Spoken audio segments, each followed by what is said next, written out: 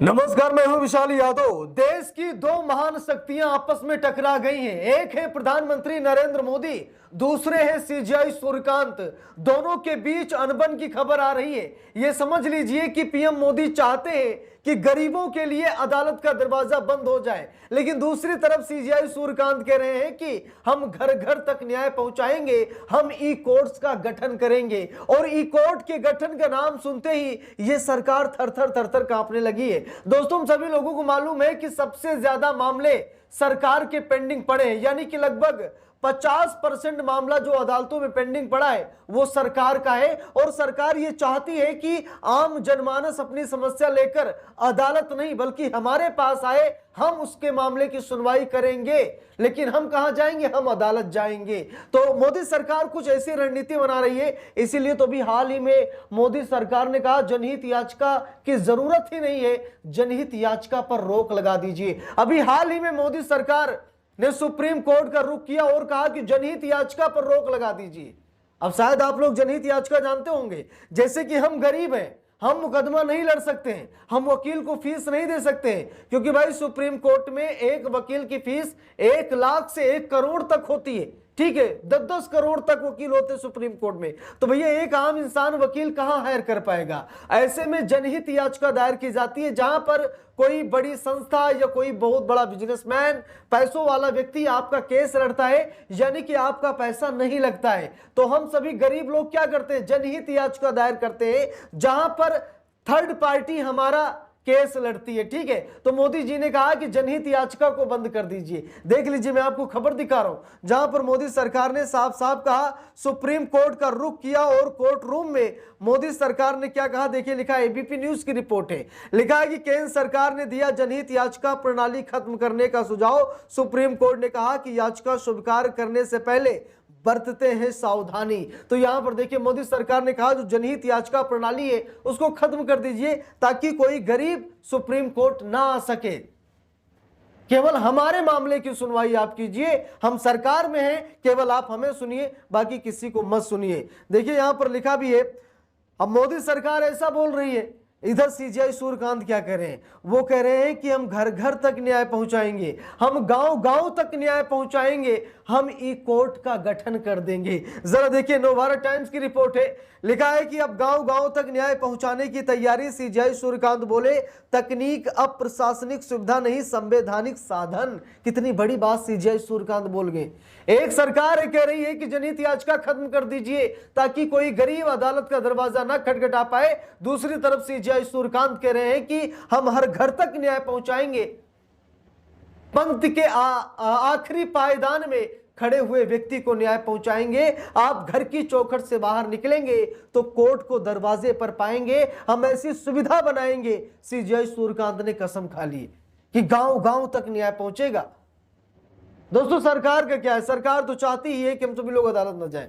हम अदालत जाते हैं, सरकार को तकलीफ होती है। हम पढ़ाई लिखाई करते हैं तो सरकार को तकलीफ होती है, क्योंकि सरकार को मालूम है कि अगर ये लोग ज्यादा अदालत आने लगे तो फिर ये लोग हमारे खिलाफ ही याचिका दायर करना शुरू कर देंगे। इसलिए सरकार चाहती है जनहित याचिका रोक दी जाए। दूसरी बात, जनता पढ़े ना, अगर जनता पढ़ेगी तो सवाल करेगी। इसीलिए सरकारी स्कूलों को बंद करके सरकारी ठेके खोले जा रहे हैं कि पियो और मस्त रहो, सवाल जवाब ना करो। दूसरी तरफ सीजीआई सूर्यकांत ने कहा कि हम घर घर तक भाई न्याय पहुंचाएंगे, हम गांव गांव तक न्याय पहुंचाएंगे, हम ई कोर्ट्स का यानी इलेक्ट्रॉनिक कोर्ट्स का गठन कर देंगे। आपको दिल्ली चक्कर लगाने नहीं पड़ेंगे। भाई पूरे देश में जहां पर 150 करोड़ की आबादी है, भाई एक ही सुप्रीम कोर्ट है ना, दिल्ली। अब देश के कोने कोने से लोग दिल्ली में आते हैं, जिसकी वजह से दिल्ली में जाम लगता है, लोगों को रहने में समस्याएं होती हैं। पता लगा आज सुनवाई नहीं होगी, फिर लौट कर जाते हैं, फिर आते हैं, यानी कि लोगों को बड़ी तकलीफ होती है, ठीक है, सुप्रीम कोर्ट आने जाने में। इसीलिए सीजीआई सूर्यकांत ने कहा कि अब हम गांव गांव तक न्याय व्यवस्था को पहुंचाएंगे, इलेक्ट्रॉनिक कोर्ट्स का गठन करेंगे और इलेक्ट्रॉनिक कोर्ट्स के जरिए लोगों की सुनवाई होगी, जैसे कि वीडियो कॉन्फ्रेंसिंग के जरिए होती है। ठीक है, ऐसे ही ई कोर्ट का काम होगा, फाइलिंग का काम होगा, यानी कि सब कुछ ऑनलाइन ही हो जाएगा। देखिए लिखा भी है, दिल्ली में डिजिटल परिवर्तन पर आयोजित 2 दिवसीय राष्ट्रीय सम्मेलन में मुख्य न्यायाधीश सूर्यकांत ने 7,210 करोड़ की ई कोर्ट्स परियोजना के तीसरे चरण का शुभारंभ किया, जिससे न्याय प्रक्रिया को सरल और सुलभ बनाने का उद्देश्य है। चीफ जस्टिस ने कहा कि तकनीक का उद्देश्य केवल प्रक्रियाओं को तेज करना ही नहीं होना चाहिए, बल्कि उसमें आम लोगों को जोड़ने से होना चाहिए। अब देखिए, एक तरफ सरकार क्या कह रही है कि अदालत का दरवाजा बंद कर दीजिए आम लोगों के लिए, दूसरी तरफ सीजेआई सूर्यकांत क्या कह रहे हैं कि न्यायिक प्रक्रियाओं का उद्देश्य भाई यही है कि लोगों को जोड़ने में मदद मिले, लोग आसानी से जुड़े, उन्हें कोई समस्या ना हो, कानून की भाषा समझने में उन्हें दिक्कत ना हो। इसीलिए सीजेआई सूर्यकांत ये पूरी कोशिश कर रहे हैं कि देश की जब बड़ी आबादी पढ़ी लिखी नहीं है तो कहीं उसके साथ अन्याय ना हो जाए। इसीलिए ई कोर्ट्स का गठन किया जा रहा है ताकि न्याय व्यवस्था को सुगम बनाया जा सके। देखिए, खबर में लिखा भी है, लिखा है कि चीफ जस्टिस बोले पूरी न्यायिक व्यवस्था को नागरिकों की जरूरत के अनुरूप बदलना चाहिए। एक तरफ सरकार कह रही कि हमारे हिसाब से न्यायिक व्यवस्था को कीजिए, दूसरी तरफ सीजेआई सूर्यकांत कह रहे कि जनता यानी कि लोगों के हिसाब से न्यायिक व्यवस्था को मेंटेन कीजिए, जनता के हिसाब से, और सरकार कह रही मेरे हिसाब से आप कीजिए। देखिए, लिखा भी है, चीफ जस्टिस बोले पूरी न्यायिक व्यवस्था को नागरिकों की जरूरत के अनुरूप बदलना चाहिए। उन्होंने कहा कि अब तीसरा चरण बुनियादी ढांचे से आगे बढ़कर न्याय प्रणाली की मूल कार्यप्रणाली को बदलने की दिशा में कदम है। चीफ जस्टिस सूर्यकांत ने स्पष्ट कहा कि अब सवाल यह नहीं है कि अदालतें डिजिटाइज्ड हैं या नहीं, बल्कि यह है कि क्या पूरी न्यायिक व्यवस्था नागरिकों की जरूरतों के अनुरूप बदली जा रही है। अब यह भी सबसे बड़ी बात है। ऐसा कहना ही उचित नहीं होगा कि देश में न्याय व्यवस्था है, न्यायपालिका है, लोगों के अनुरूप न्यायपालिका काम भी कर रही है या फिर नहीं, यह भी देखना है। उनके अनुसार तकनीक का उद्देश्य केवल प्रक्रियाओं को तेज करना नहीं होना चाहिए, बल्कि उन संरचनात्मक कमियों और प्रक्रियागत बाधाओं को दूर करना भी होना चाहिए जो आम लोगों को न्याय से दूर करती हैं। ई कोर्ट्स परियोजना का तीसरा चरण देश के दूर दराज और वंचित इलाकों तक डिजिटल न्याय पहुंचाने पर केंद्रित है।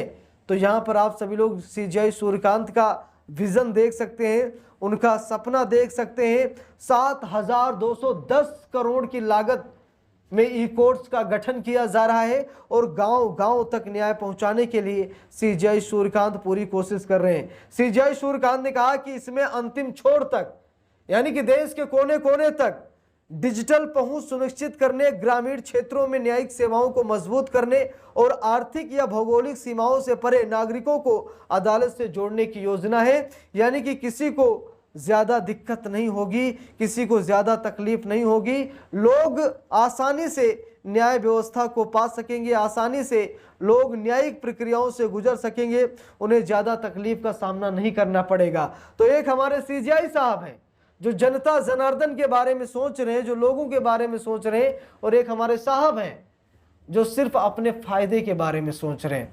इसीलिए कमेंट बॉक्स में आप लोग अपनी राय दीजिए, वीडियो को दबाकर शेयर कीजिए, अगर चैनल पर नए हैं सब्सक्राइब कीजिए। मिलते हैं दूसरी वीडियो में, तब तक के लिए बहुत बहुत धन्यवाद।